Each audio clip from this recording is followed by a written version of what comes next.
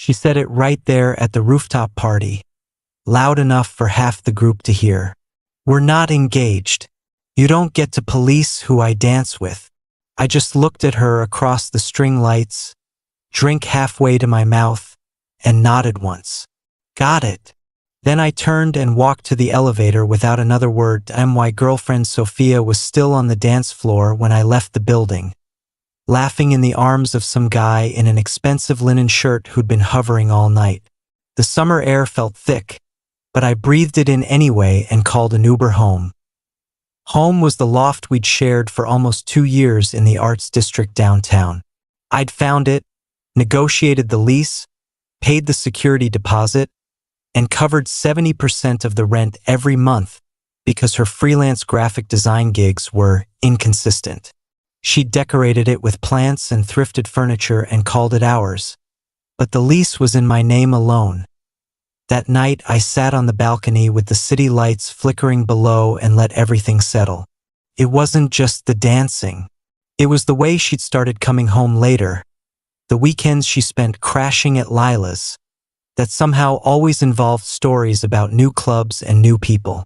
It was the way she'd roll her eyes when I asked simple questions: who she was texting, why her location was off, whether she was still coming to my sister's engagement dinner next month. You're acting like we're married, she'd say. We're just dating. Relax. So I relaxed. She texted around 1:30, having fun, don't wait up, followed by a string of heart emojis that I didn't reply. Instead, I opened my laptop and started making a list. Everything that was undeniably mine. The leather sectional I'd saved for 6 months to buy. The 65-inch TV. The surround sound system. The high-end espresso machine I'd bought after she complained the old one was embarrassing when friends came over. The king bed frame, the memory foam mattress, the Egyptian cotton sheets.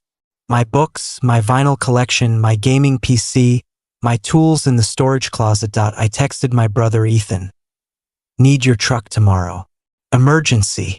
He answered immediately. On my way. He showed up at 9 the next morning with coffee and no judgment. Sophia was still asleep on the couch. She'd stumbled in around 4, kicked off her heels, and passed out without coming to bed. Ethan raised an eyebrow at the sight of her sprawled under a throw blanket, mascara smudged. We doing this quiet? Quiet as possible, I said. We started in the living room. Rolled up the area rug mine. Disconnected the TV and components. Took the art prints I'd bought on trips mine. The plants were mostly hers. I left them. The thrifted mid-century dresser she loved was hers. I left that too. But the sectional came apart in sections, and we carried it down the freight elevator piece by piece. She stirred when we were wrestling the coffee table out the door.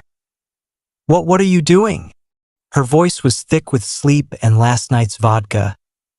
Moving my stuff out, I said, calm, setting the table down for a second to catch my breath. She sat up slowly, blanket falling away. Wait, what? You're serious?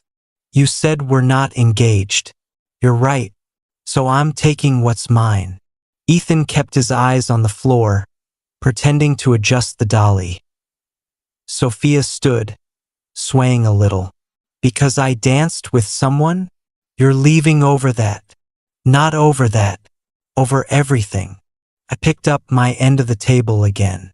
We'll talk later if you want. She followed us to the elevator, barefoot, hair wild.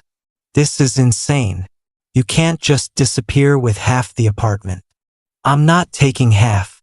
I'm taking what I paid for. The doors closed on her stunned face. We made 4 trips. Bedroom next, mattress, frame, my nightstand, my lamp. I stripped my side of the closet, folded my clothes into the suitcases I'd already packed. Took my towels, my beard trimmer, my cologne, the fancy candles I liked. Left her towels, her makeup, her half-empty perfume bottles lined up like soldiers on the bathroom counter. Kitchen was last. I took the Vitamix, the Japanese knives, the Le Creuset Dutch oven my parents gave me when I moved out of their house. Left the mismatched IKEA pots she'd brought from her old place. Took the good wine glasses. Left the plastic ones from Target. By 2 in the afternoon, the loft looked hollow. Bare walls where art had been. Empty corners where furniture once stood. Her things remained. Colorful throw pillows, string lights, the velvet accent chair she'd found on Facebook Marketplace. But the space echoed now. I left the new key on the kitchen island with a short note. You were right. We're not engaged. I don't own you, and you don't owe me anything. Take care. Then I locked the door behind me for the last time. Ethan helped me unload everything into the storage unit I'd rented that morning, then into the spare bedroom at his house until I found a new place. We ordered pizza and drank beer on his patio while I stared at my phone lighting up. First came confusion. Where are you? Why is the TV gone? Then anger. This is childish. You took the bed? Really? Then bargaining. Please come back so we can talk. I didn't mean it like that last night. I didn't answer any of them. Around 8 she called from Lila's phone. I let it ring out twice before picking up. You can't just ghost me after 2 years, she started, voice shaky. I'm not ghosting. I'm giving you exactly what you kept asking for. Space, no pressure, no commitment. That's not what I meant, and you know it. Do I? Because every time I tried to talk about the future, you shut it down. Every time I asked for basic respect, you called me controlling. So I stopped asking. Silence stretched. I was drunk last night, she said finally. I didn't mean to hurt you. It wasn't last night, sophomore. It was every night you came home late and got mad when I noticed. Every time you flirted in front of me and laughed when I cared. Every time you let me pay for everything but reminded me we were just dating the second I wanted more. She started crying.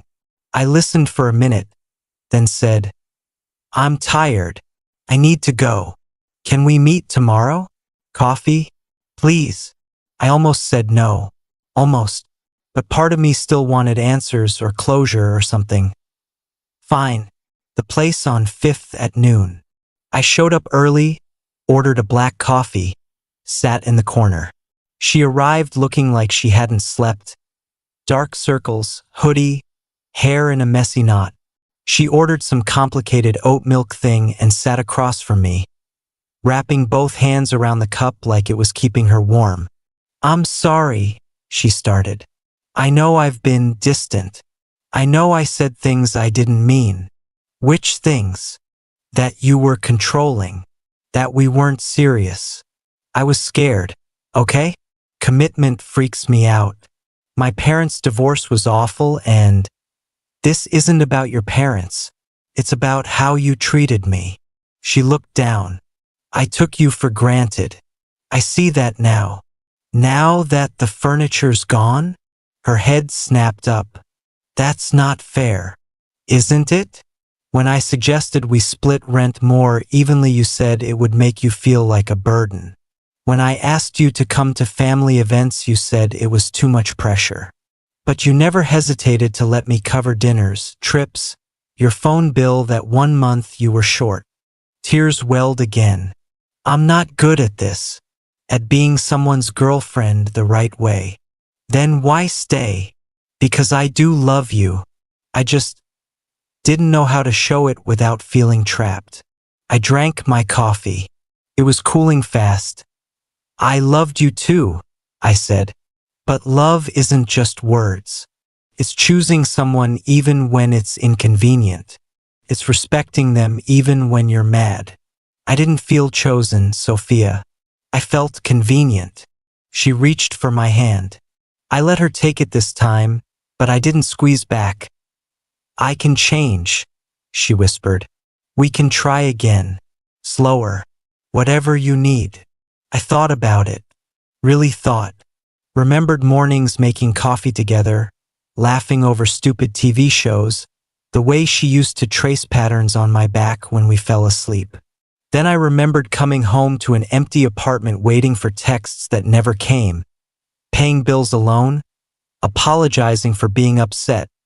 I pulled my hand away gently. I don't think so. Her face crumpled. Just like that. Not just like that. After months of trying and getting nowhere. I'm done trying alone. I stood, left cash on the table, and walked out into the bright afternoon.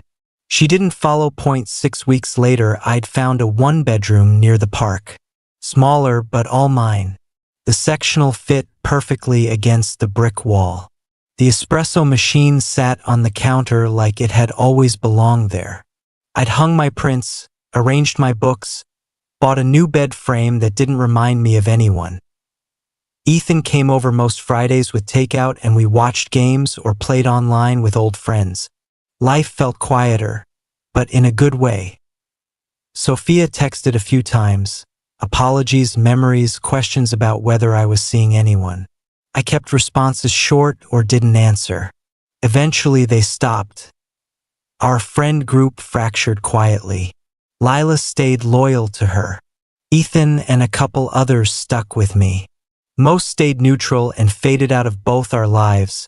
I heard through Ethan that she moved into a smaller place with a roommate, that the guy from the rooftop lasted about a month before he couldn't handle the intensity. I didn't laugh, but I didn't feel sorry either. One evening in early fall, I was on my new balcony grilling steaks when my phone buzzed with an Instagram notification. She'd posted a mirror selfie in workout clothes, caption about new chapters and self-love. Comments poured in with heart emojis and encouragement. I scrolled past without liking. A woman from my office, Clara, had started joining me for lunch sometimes.